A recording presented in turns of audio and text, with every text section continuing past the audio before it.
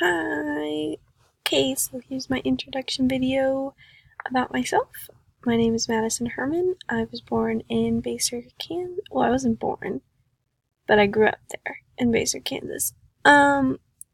This picture here is of my grandma and my mother, the two most important women in my entire life. I don't know what I would do without them.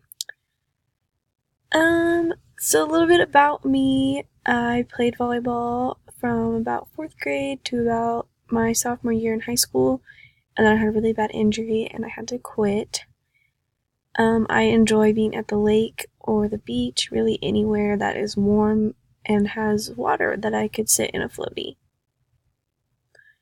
I also do 5Ks with my mom quite often, and then I really love doing Zumba and yoga.